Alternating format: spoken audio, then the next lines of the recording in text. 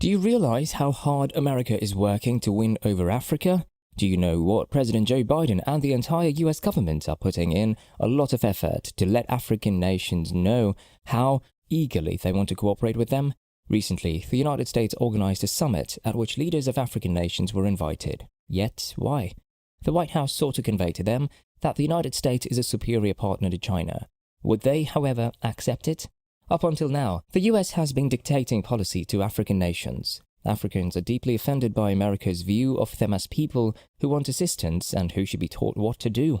Africa has now turned its back on the United States and is already moving closer to China, which is breaking news.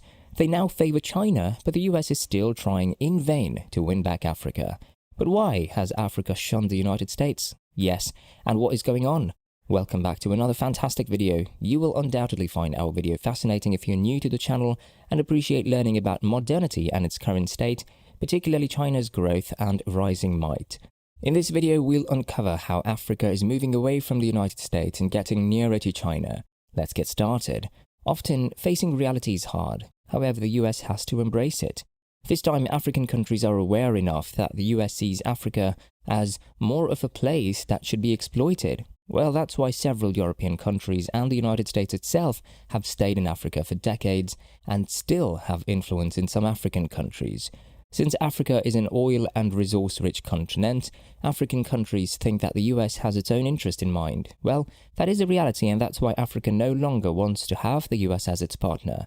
It knows that the US's eyes are on the minerals, precious metals, and resources of Africa. And this time, they are ensuring that the US doesn't exploit any African countries for that. Africa has accepted Russia as its biggest arms dealer, while trade with China has grown exponentially. You might be astonished to learn that in 2021, trade between China and Africa was $257 billion, compared to just $1 billion in trade between the United States and Africa. But why is Africa approaching China? The simple truth is that Africa is aware of China as a nation that makes sure everyone wins in every agreement. Africa is aware that China prioritizes cooperation that benefits both parties, in contrast to the United States, which keeps all the profits and does little to support the nations who provide the resources. Because of this, China doesn't use Africa as a market to sell all of its goods. Instead, China imports a variety of goods from Africa. And because of this, China bought items worth $100 billion this year, a startling 43.5% increase. Tell us, are you enjoying the video? Before we go any further, if so, kindly hit the like button, spread the word, and subscribe to our channel to see more content on China's rise to power and global impact. Let's move on now. There is also another factor as well. Africa is aware that China will maintain positive relations with Africa regardless of its leadership. China will make it certain that all the deals and cooperation between all African countries and China are long-lasting. However, the matter is different in the US. Every president and every US government handpicks which country and continent they would focus on exploiting when the US feels the need to use Africa's resources. It spreads the news that Africa needs help and the US will provide it. However, the case is exactly the opposite. The US needs help from Africa. That's what the former African Union representative to the US, Arikana Chihambori-Quao, pointed out. She said that the US feels African people are in need and they should be told what to do, which just is not right. That's how the country deals with inferiors. She emphasized that the US needs to treat Africa with respect and consider it equal to itself. Only then talks and cooperations are possible. She said that during her tenure as African Union representative, she had already mentioned that the US was losing ground. She said now that the US should think that the game has changed and so have the rules. Now the US should strategize and come towards Africa with a different approach. Gone are the times when Africa had to accept whatever was thrown towards it. Now, all dealings would be done on equal grounds. If this does not happen, as it's visible, China will start to fill the space the US is leaving in Africa. When Africa is given two choices, it won't take long to choose China as its partner for simple reasons. China considers Africa an equal partner, and there is nothing wrong with that at all. The US's approach towards Africa carries a sense of superiority, which creates resentment among African leaders. The US sets agendas and policies for African countries without considering their individual needs and perspectives. This lack of respect and individual treatment contributes to the deteriorating cooperation between African countries and the US. Arikana Chihomburi Koao highlighted the disrespect inherent in this dynamic and questioned why the US should have the authority to dictate agendas and policies in Africa. The recent summit hosted by the US for African countries as leaders reflects a collective approach towards Africa, indicating a lack of individual understanding and respect. In contrast, China prioritizes cooperation, trade, and building strong relationships. At a conference between China and African countries, all participants were given equal opportunity to express their desires, and a trade cooperation agenda was set. Now, even if China is the biggest economy compared to the African countries, it still follows principles. That's how cooperation is sustained. However, the US still lives in the past where it thinks the same rigid attitude will work. She said that she was sorry, but this summit hosted by the US won't work.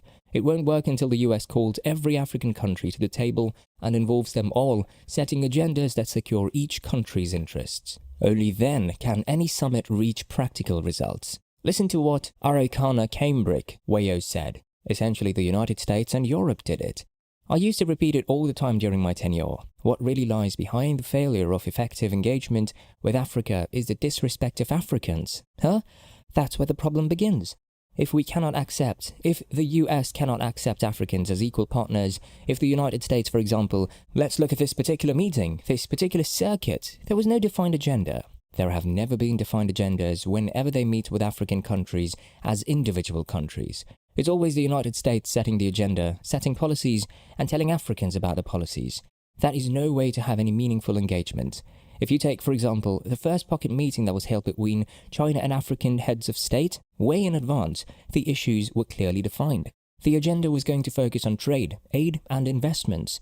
The African heads of state were engaged in a discussion, planning and clearly defining the outcomes with a way forward.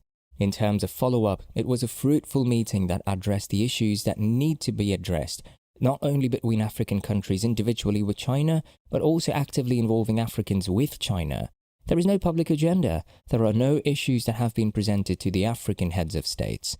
Africans have not been asked to engage in terms of creating the agenda and ensuring that when the African heads of state come to Washington, the outcomes and issues to be discussed are meaningful, with follow-up and deliverables that are beneficial to both parties. It remains a one-sided conversation, with the United States telling Africans the agendas and policies. The Africans are not at the table to discuss issues pertaining to them. We will realize the problem, and the reason that continues to be the case, what underscores that, is the disrespect for Africans. I repeated, I tried, I complained about it repeatedly. It is a serious problem. The United States must understand that Africans are not going to take it anymore. If you don't treat Africans as equals, the failing United States is going to see itself slowly losing ground to China, to Russia and all other nations. Because without respecting Africans, without treating Africans as equal, without understanding that the exploitation and abuse of Africa simply cannot continue, this meeting, this summit, is going to be yet another futile event with no outcomes, no deliverables until the next summit. I'm sorry, but the disrespect of Africans is at the bottom of, the agenda of this meeting. The agenda should have been set out in advance. Africa should have been involved. Without the involvement of Africans in these discussions, it's useless. I'm sorry, but that is a fact. The principles the United States doesn't follow are the basics for China whenever it deals with any other country. Simply said, China is attracting African nations because, to its reputation, African leaders don't harbor any grudges and are not concerned about being stung by Chinese leaders. No matter what project, trade or agreement is in question, no hidden responsibilities are left on African countries. And it's effective. After years of expanding trade and countless initiatives, the African nations have now evaluated China's credibility. China has now been named Africa's most reliable bilateral partner. Not only is this worrying for the United States, but it's also a nightmare. According to a survey done in Africa, 76% of African youth see China as a foreign force that would shape the continent's destiny. They didn't mention the United States, which reveals what the continent's future leaders believe. How do you feel? Will the United States alter its behavior and treat every African nation equally and with importance? Do you believe that even if the US accomplishes this, African leaders will be aware of what the US leaders are thinking? Will someone notice that? In Africa and in every other continent, China has taken the possession of the United States. Please leave a comment in the space provided below. How can the United States gain ground in Africa again? Would you like to see more films like this one? If so, do so that you can receive unique videos about how rapidly China is developing by liking, sharing and subscribing to the channel. Keep watching until the next video.